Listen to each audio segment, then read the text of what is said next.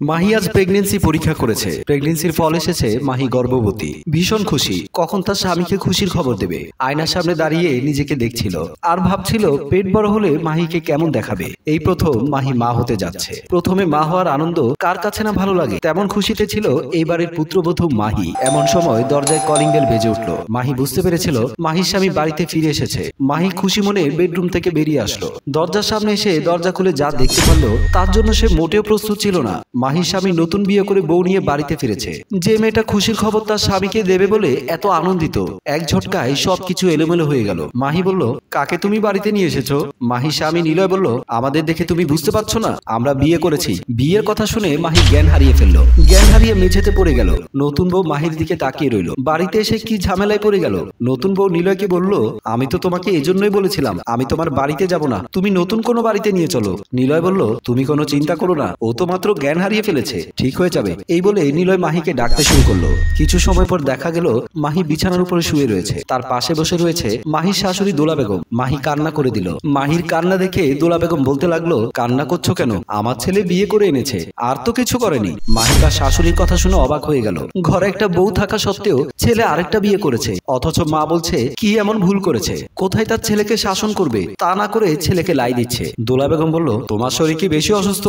যদি ডাক্তারের কাছে যেতে হয় তাহলে ডাক্তারের কাছে নিয়ে যাব। মাহি বলল, আপনার ছেলে বিয়ে করে এই বাড়িতে বউ নিয়ে এসেছে, আপনি আপনার ছেলেকে কিছুই বলবেন না? দোলা বেগম বলল, আমার ছেলে বিয়ে করে বউ নিয়ে এসেছে, এতে বলার কি আছে? মাহি বুঝতে পারলো তার শাশুড়ির কাছে কিছুই বলে লাভ হবে না, তার কারণ তার শাশুড়ি একটু অন্যরকম মানুষ। তার শাশুড়ির কাছে টাকা পয়সাই সব। মাহি বলল, মা, আপনার ছেলে বিয়েতে কত টাকা যৌতুক নিয়েছে? দোলা বেগম বলল, এত কিছু জেনে তোমার লাভ নেই, তুমি অসুস্থ হয়েছো, শুয়ে পড়ো। এই কথা বলে দোলা বেগম ঘর থেকে বেরিয়ে গেল।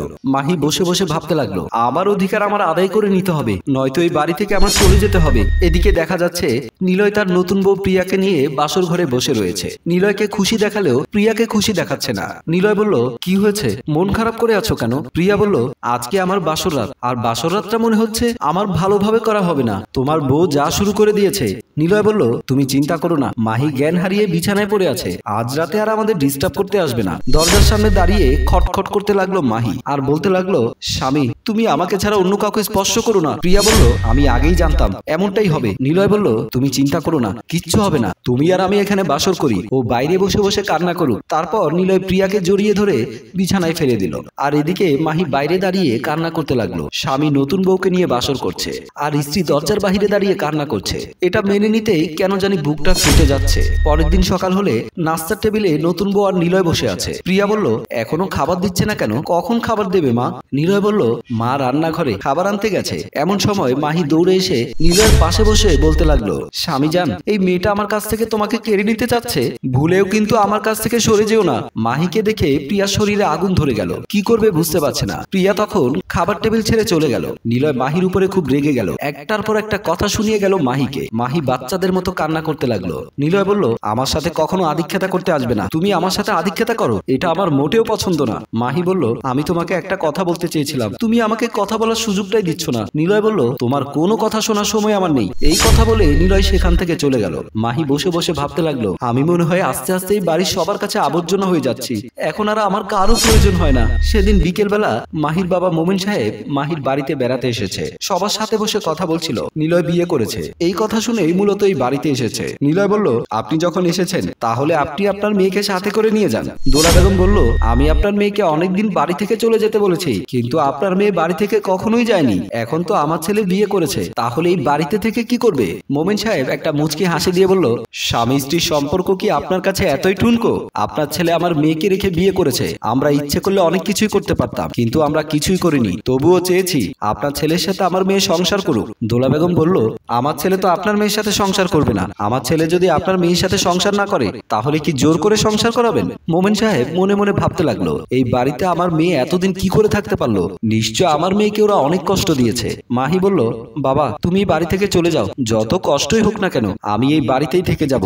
এই সংসার একদিন আমার ছিল, আমার স্বামী এখন বিয়ে করে নতুন বউ নিয়ে এসেছে, এই সংসার এখন উনার, তবে প্রয়োজন পড়লে এই বাড়িতে কাজের লোক হিসেবে থাকবো। প্রিয়া বলল, তবে ঠিক আছে, আমারও একটা কাজের লোক প্রয়োজন, আমি তো আর কাজ করে খেতে পারবো না, কাজের লোক হিসেবে এই বাড়িতে থাকলে ঠিক আছে। তারপর মোমেন সাহেব কোনো কথা না বলে এক বুক কষ্ট নিয়ে ড্রয়িং রুম থেকে বেরিয়ে আসলো। কিছু সময় পর বেডরুমের ভেতরে বসে আছে দোলা বেগম। নতুন বউ প্রিয়া। প্রিয়া দোলা বেগমকে অনেকগুলো গয়না দেখাচ্ছে, তার সাথে বেশ কিছু টাকাও দেখাচ্ছে। এইসব দেখে দোলা বেগমের চোখ কপালে উঠে গেল। মনে মনে ভাবতে লাগলো, আমার ছেলে বিয়ে তো করেনি, সোনালী ব্যাংক আমার বাড়িতে নিয়ে এসেছে। এই বউ যদি আমার বাড়িতে আগে আসতো তাহলে আমরা অনেক আগে কোটিপতি হয়ে যেতাম। দোলা বেগম প্রিয়াকে বলল, বোমা এই বাড়িতে বউ হয়ে আসার আগে তুমি কি করেছো? প্রিয়া মনে মনে বলতে লাগলো, এত কথা কেন জিজ্ঞেস করছে? টাকা চেয়েছে টাকা দিচ্ছি, গয়না চাচ্ছে গয়না দিচ্ছি, তবুও কথা বলছে। কি করে বোঝায় এত কথা? আমার একদম সহ্য হয় না। দোলা বেগম বলল, কি হলো, কথা বলছো না কেন? প্রিয়া বলল, মা আমি ভালো একটা বিজনেস করতাম, অনেক টাকা কামাতাম, এখনো কামাচ্ছি,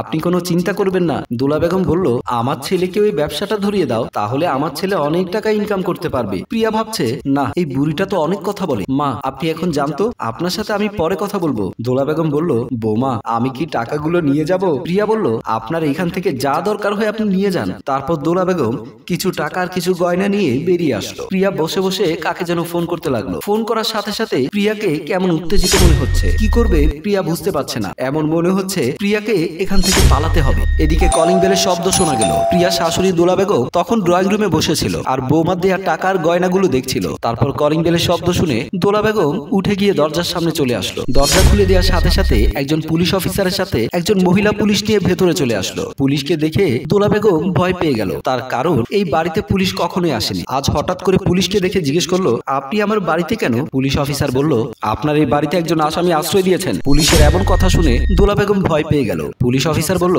আপনার বাড়ি আমি সার্চ করব। এই কথা বলে পুলিশ দুজন ঘরের ভেতরে চলে গেল। দোলা বেগম দাঁড়িয়ে দাঁড়িয়ে হাউমাউ করতে লাগলো। পুলিশ অফিসার আসামি নিয়ে ড্রয়িং রুমে প্রবেশ করলো। এই বাড়ির ছোট বউকে পুলিশ ধরে নিয়ে আসলো। এদিকে নিলয়, মাহি সবাই এসে বলল। নিলয় জিজ্ঞেস করলো, আমার স্ত্রীকে কেন নিয়ে যাচ্ছেন? পুলিশ বলল, আপনার স্ত্রী এমন কোনো অপরাধ নেই যে সে করেনি, সব ধরনের সীমা অতিক্রম করে ফেলেছে, আমরা তাকে ধরে নিয়ে গেলাম। এই কথা বলে পুলিশ প্রিয়াকে নিয়ে চলে গেল। মাহি বলল, মা টাকার জন্য আপনার ছেলেকে বিয়ে করিয়েছিলেন, এখন দেখতে পারলেন টাকা কিন্তু আপনার ছেলের সংসার বাঁচাতে পারলো না। মা আমি আপনাকে একটা কথা বলিনি, আমি মা হতে যাচ্ছি। এই খবরটা আমি আপনাকে দিতে চেয়েছিলাম, কিন্তু আপনাদের নতুন বই বাড়িতে আসার পরে আমাকে আপনারা ভুলে গিয়েছিলেন। মা আমি বাড়ি থেকে চলে যাব, এখন তো আপনাদের ছোট বউ বাড়িতে রইল না, তাহলে আপনাদের কি হবে? নিলয় বলল, মা এই বাড়ি থেকে আমি ওকে যেতে দেব না। আমি বুঝতে পেরেছি টাকার লোভ করে আমরা কতটুকু অন্যায় করেছি।